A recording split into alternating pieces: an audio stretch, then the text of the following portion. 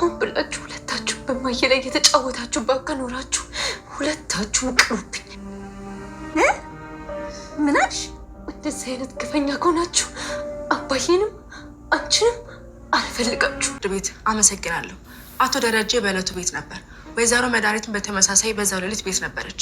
ወደ አሜሪካ ለመሄድ ትኬት መቁረጧን አስታውቃ ነበር። ሆኖም ግን ሲነጋ ቤት አልነበረች። ወይዘሮ መድኃኒት ተሰውረዋል ተብሎ ሪፖርት የተደረገው በማይታወቅ አካል ነው። የስልኩ አድራሻም በተደረገው ምርመራ የቅርብ ሰው ወይም የአቶ ባሮክ አለሙ መሆኑን ፍርድ ቤቱ አረጋግጧል። አቶ ደረጀ በ100,000 ብር ዋስትና ከእስር እንዲለቀቁ ፍርድ ቤቱ ወስኗል። ከዚህ በተጨማሪም ፖሊስ የወይዘሮ መድኃኒትን አድራሻ እንዲያፈላልግና ደህንነቷን እንዲያረጋግጥ ፍርድ ቤቱ ትዕዛዝ ሰጥቷል። በውሳኔው ላይ ይግባኝ መጠየቅ መብት እየተጠበቀ ነው። ሰላም ጤና ይስጥልኝ። ውድና የተከበራችሁ የቻናል ቤተሰቦች ሙስሊም ክርስቲያን ወገኖቼ ሰላማችሁ ይብዛ እያልኩኝ ለቤት አዲስ የሆናችሁ ሰብስክራይብ በማድረግ ተቀላቀሉ። ነባሮች ደግሞ ላይክ ሸር ማድረጋችሁን እንዳትረሱ። የዳጣን ድራማ ይዘን መተናል። ከቤተሰብ ሁኑ፣ ላይክ አድርጉ፣ ቪዲዮውን በላይክ ጀምሩት። የዳጣ ድራማ ሲጀምር በቃ ሰላም በዳጣን እያስረዳቻት ነበር ስለ ህፃኑ። በተለይ ዳጣ ደግሞ ከወይዘሮ ማርታ ጋር ድጋሚ ጎን ለጎን በፍርድ ቤት እገኛለሁ ማለቷ ምንም አላስደሰታትም። የወይዘሮ ማርታን ደግነትና የዋህነት ምን እያሰባችሁ ነው? እንደ ጅል ቆጥራችሁት? አንቺ እኔን ልጅ የሚያክል ወልዶ ከሌላ ምንም ነገር ሳይፈጠር ምንም ነገር ሳሰማ፣ እኔ ግን አብሬያቸው እየበላሁ እየጠጣሁ ነው ከቤቷ ሆኜ። የእናትነት ጥግናት ተንከባክባኛለች። ለምንድን ነው እንደዚህ የምታረጊው? ፍርድ ቤት መሄድ የለብሽም እያለ ልትነሳ ወደ ፍርድ ቤት ልትደር ስትል ጉዷን አረዳቻት። ሰላም እንደማንም ሁሉንም ነገር ሰብስባ ህፃኑ እኮ ካቶ ደረጀ ነው የተወለደው፣ ወንድምሽ ነው፣ ከደረጀ ከጋሽ ነው የወለድኩ ብላ ጉዷን ነገረቻት። እንግዲህ ዳጣ የምትሰማውን ነገር ማመን አጥቷት የምርሽ ነው ወይ ያለች ደጋግማ ጠየቀቻት። ሰላምም እንደሚገባት መልኩ ሁሉንም ካስረዳቻት በኋላ ግንፍል ስትልባት ዳጣ እንዴት እንድታደርጋላችሁ? አሁን እውነት የኔ ቤተሰቦቼ ናችሁ ወይ? የኔ እናት ናሽ ወይ? አንቺስ በወይዘሮ ማርታ ላይ እንደዛ አይነት ግፍ መፈጸም ምን ይሉታል? እኔን ወለድሽ በስህተት ነው። እሺ ድጋሚ ሌላ ወንድ ልጅ ታባዬ ባንዲ ላይ ሆናችሁ መውለዳችሁ ወይዘሮ ማርታን እማዬን እንደዛ አይነት መጥፎ ድርጊት በለዋ ላይ መፈጸማችሁ ምንድነው? እናንተ ምን አይነት ሰዎች ናችሁ? ብላ እያለቀሰች ለወይዘሮ ማርታ ተቆርቆሯና ወግና አሳዝናት።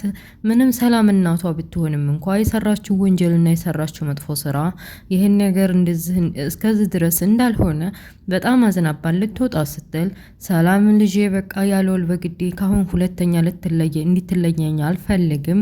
አሁንም ቢሆን ወይዘሮ ማርታን ትወዳታለች። ከኔ አብልጣ መውደዷ ይሄን ያክል ከባድ ነው። ስለዚህ ውሸት ማድረግ አለብኝ ብላ አራስ ቀልድሽ ነው ውሸት ይሄን ነው ብላ ድጋሚ ህፃኑ ልጅ ሌላ ሰው እንደሆነ ካቶ ደረጀ እንዳልወለደችው እንድትረጋጋ ብላ ዋሸቻት። እንግዲህ ዳጣም ልታምናት ሞክራለች። ግን ደግሞ ድጋሚ ሰው ማመን አልፈልግም፣ የምር ስለ ህፃኑ ህይወትና ስለ ቤተሰቡ ወይም ደግሞ ስለ አባቱ ንገሪ ብላ ለመነቻት። ሰላምም እውነቱን ብነግራትም ግን ደግሞ ሁኔታዋ በጣም ከባድ ስለሆነ ድጋሚ የጎዳና ተዳዳሪ ላይ ትወድቃለች፣ አባቷንም እኔንም ረግጣ ሄዳ አገር ለቃ ትሄዳለች ብላ ስለፈራች በቃ ውሸት ነው የህፃኑ አባት ሌላ ነው ብላ ዋሽታታለች። እንደዛ ሆና በቃ አባዬ ቀጠሮ የፍርድ ቤት ቀጠሮ ዛሬ ስለሆነ ቶሎ መሄድ አለብኝ ብላ ሰላም ጋር ለዋ ላይ ዘግታባት፣ ሁለታችሁም ከማየጎን መቆም የለባችሁም፣ እኔ ይህን ነገር ህሊና መቋቋም አይችልም ብላ በሩን ዘግታባት ሄደች። እንግዲህ ሰላም ምንም ማድረግ አማራጭ ስለሌላት እሺ ብላ ልጇን ይዛ ቤት ተቀምጣለች። በሌላ በኩል የቤቱ ዘበኛና ሰራተኛይቱ እንግዲህ እንደሚዋደዱ ተገላልጸው ነበረ።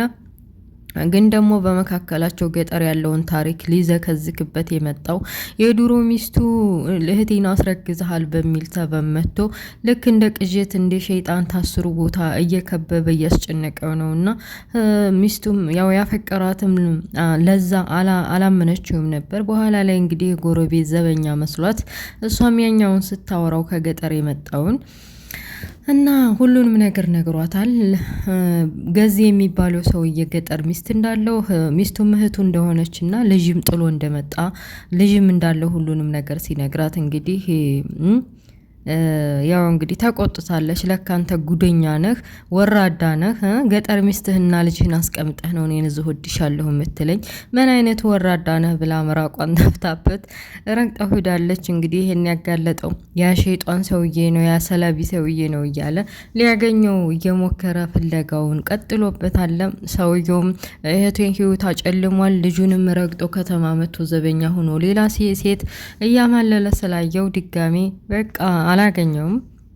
ከዛ በተረፈ የፍርድ ቤቱ ቀጠሮ ስለደረሰ ፏብትን ብላ አባቷን ለማስፈታት እንግዲህ አቢጌል ወደ ፍርድ ቤት ቀርባ ነበረ። እንግዲህ አባቷን መጀመሪያ እስር ቤት ካገኘችውና ሁሉን ነገር መናገር የሚችለውን ነገር በሙሉ ከነገረችው በኋላ ያው ፍርድ ቤት ሁለቱም ቀረቡ። ፍርድ ቤት ግራና ቀኙን አይቶ በተለይ ደግሞ እንግዲህ አቢጌል ያቀረበችውን መረጃ አቶ ደረጀ ነጻነትን የሚገልጽ እንዳልገደላት መድኃኒትን ችግር እንዳልፈጠረባትና ሆን ብላ መድኃኒት በአቶ ደረጀ ላይ የግል ጸብ ቢኖራትም እሱን ለማሳሰርና እሱን እስር ቤት ለመወርወር ብላ ያደረገችው ነገር በሙሉ አቢጌል ያቀረበችውን መረጃ በደንብ አዳምጦ ፍርድ ቤቱ ውሳኔ አስተላልፏል። አቢጌልም እንግዲህ ጋዋኗን ለብሳ ጠበቃ ሁና አባቷን መከታ የአባቷ በቃ ቀኝ እጅ ሁና አባዬ እንደዛ አላደረገም፣ እሷ ሆን ብላ ነው አባዬ እንዲታሰር ብላ ራሷ በቤሳ ራሷን ቆርጣ ደማን ጠፍጥፋ ቤዛውም ላይ የተገኘው የእጅ አሻራ የእሷ እንዳለበትና ደሞም የእሷ እንደሆነ ሁሉንም መረጃ በተለይ ደግሞ ስልክ ቁጥር አርጆላ ስትደዋውል የነበረውንና መርዝ በቤተሰብ ላይ አደጋ ለመፍጠር ቤተሰብን ለመመረዝ ስትታገል እራት ያሰራችውም ከዚህ በፊት ምግብ ቤት ውስጥ ሰርታ ማታውቅም ነበረ። ግን ደግሞ የዛን ጊዜ መርዙን ለማብላት ስትል እራት እኔ ነኝ የምሰራው ብላ እንደሰራችም ጭምር እና ከአርጆን ጋር ስትገናኝበትም የነበረው ድምጽ ቀርታ ስለነበረ እሱም በማስመልከት መረጃ ቀረበች። ፍርድ ቤቱም ያው ግራና ቀኙን ያው የህግ ደግሞ ያው ፍርድ ቤት የያዘው ነገር መረጃ ውሸትም ይሁን እውነትም ትክክለኛው መረጃ ከሆነ በቃ ሰውየው ወንጀለኛም ሆነ ነጻም ሆነ ይፈታል ወይም ይታሰራል። መረጃ ከተገኘበት አለቀ እና በአቶ ደረጀ ላይ አቢጌል ባቀረበችው መረጃ ነጻ የሚያደርግ ነበር። ፍርድ ቤቱ በዋስ 100,000 ብር እና በቃ ነጻ በቀረበው መረጃ መሰረት ነጻ እንዲፈታ ሲነገር ሲወሰን ፍርድ ቤቱ ሁለታቸውም አባቷም ደስ ብሏቸው ከፍርድ ቤቱ ከወጡ በኋላ ዋህና ጓደኛዋ ቤተሰቡ እንዳለ ድምቅ ብሎ ሲቀበላቸው ነበር። አቶ ደረጀን ደስ ብሏቸዋል።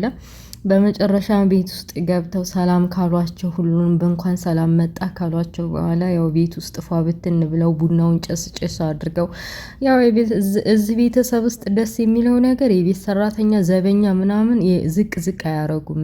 የሆነ ሰው በመሆኑ ብቻ የሚያከብሩ ሰዎች ናቸውና ቡና ፍልታው ገዜንም ከውጭ ልቅና ግባ ሶፋ ላይ ተቀመጥ ብለው አስቀምጠው ደስ በሚል አቀባበል ተቀብለውት ነበረ። ቡናቸውንም ከጠጡ በኋላ ገዜ እንግዲህ ሀገሩን ዘፈን አሸበል ገዳይ እያለ ነበር።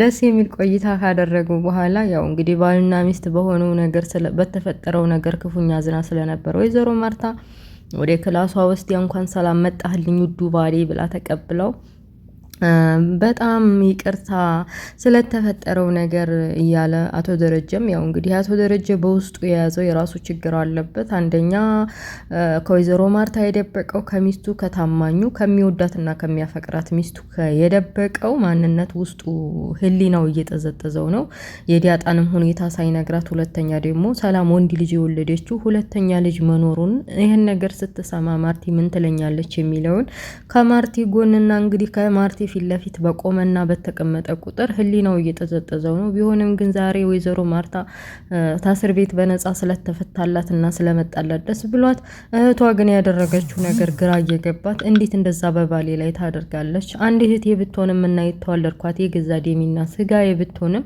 በገዛ ቤተሰቤ ላይና በውዱ ባሌ ላይ እንደዚህ የውሸት መስክራ እስር ቤት መወርወሯ ትንሽ ጠዝጥዞኛል። በጣም የምታስገርምና ስራዋ ሁሉም አሳፋሪ የሆነ ነው እና በእሷ ስም ይቅርታ አድርግልኝ። እሷስ ምን ሆና ይሆን? ምንም መጥፎ ነገር ብታረግም ያው ደም ነው ስጋ ነው እና ባለችብን ነገር ጥሩ ነገር እመኝላታለሁ። ግን የት ሆነ ምን ደርሳ ይሆን ምን ሆና ይሆን እያለ መጨነቋንም ላቶ ደረጀ ለባሏ የውስጧን እየነገረችው ነበረ። እናቶ ደረጀም እሷ ጥሩ ሁኔታ ማነው ፖሊሶች ፈልገዋት እንደሚያገኟትና የሆነ ችግር ቢፈጠር ዘላንቺ ቤት እንደምትመጣ እና መጨነቅ መጠበብ እንደሌለባት ሁሉንም አረጋግቶ ነግሯታል። እንግዲህ በዛ በተረፈ እንግዲህ የአቢጌልም ሁኔታ እያደነቁ ነበር። አቢጌል በዛው አጋጣሚ ከዛ ከመጥፎ ባህሪዋ ተቀይራ አሁን የህግ ባለሙያ ሆና ጠበቃ ሆና የገዛ አባቷን የመጀመሪያ ስራ የገዛ አባቷን ማስፈታቷ ጀግና መጫወቷ አባቷ ብዙ ለፍቼባትም ደክሜባትም ቢሆን እንደዛሬ አስደስታኝ አታውቅም። ልጄ የመጀመሪያ ያኮራች በቃ ወደፊት ብዙ ነገር እጠብቃለሁ ከሷ እያሉ እያሞግሷን ነበር። ወይዘሮ ማርታም ቢሆን እንደ ዛሬ ልጅ አኩርታኝ አታውቅም። እንደ አቢጌል ያለሽ ልጅ ቢወለድስ ምን አባቱ እያሉ ደስ ብሏቸዋል።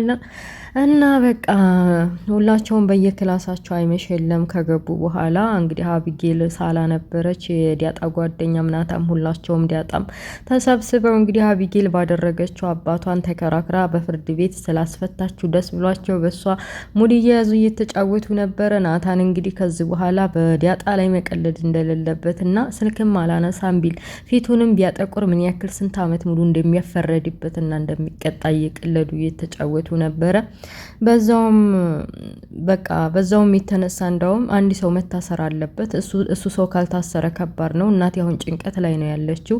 ይቺ መድኃኒት ተብያዋ በየትኛውም ቦታ ፈልገን አግኝተን መታሰር አለባት። እናቴም ደግሞ እውነቱን ማወቅ አለባት እና እናቴ የመድኃኒት መጥፋት እያሳሰባትና እያስጨነቃት ስለሆነ መድኃኒት መገኘት አለባት ብላ ለነዲያጣና ለነናታ እየነገረቻቸው ነበር። እሷም እናገኛታለን አታስቢ ተብላ እንግዲህ በመጨረሻም ደግሞ ያው መድኃኒትን እንድናገኝ ሰበብ የሚሆነን መንገድ የሚሆነን አርጆን ስለሆነ አርጆንን ድጋሜ ደውዬ ጠርቼ ማታለል አለብኝ። በቃ ያው ስለሚያፈቅራት የሆነ ነገር ማድረግ አለብኝ ብላ አስባለች። እንግዲህ አቢጌል በመጨረሻም አቶ ደረጀ ወደ ቢሮ ወደ ስራው ተመልሷል። ግን ደግሞ እንደ ልጁ ያሳደገው ቤቱ ውስጥ የሚኖረው የጓደኛው ልጅ እንትና ናታ በተለይ ሁለተኛ ልጁ ከሰላም መውለዱ ብዙም አላስደሰተውም። በተለይ በወይዘሮ ማርታ ላይ ከአንዲሉ ሁለት ልጅ እንደዚህ ወስልቶ መውለዱ አስከፍቶ ስለነበረ በማየ ላይ እንደዚህ አይነት ጭካኔ ካንተ አልጠብቅም ብሎ አክሩፎት ነበር። ግን በግልጽ ቢሮ ወስዶ ምን እንደተፈጠረና 6 ዓመት ሙሉ እንግዲህ ገና ውሃ ሳትወለድ ጀምራ ገና ብዙ ነገር ሰላም ቤታቸው ሰራተኛ ሆና ለ6 ለ7 ዓመት እንዳገለገለች ከዛ እንግዲህ በሴትነቷ ማላም አብራ እንዲተኛ አብራት እንዲተኛና ድጋሚ ሌላ ልጅ እንዲትወልድ ብታረግም እንዳልሆነላትና መስከሩን እና ወይዘሮ ማርታ ወደ ዱባይ ለትምህርት ሄዳ ነበር እና ለመዝናናት ሄዳ ነበር። ያንን አጋጣሚ ተጠቅማ ከጓደኞቹ ጋር ሲጠጣ ሲበላ ሰክሮ ስለነበር ያንን አጋጣሚ ተጠቅማ ድጋሚ ወንድ ልጅ አሁን የተወለደውን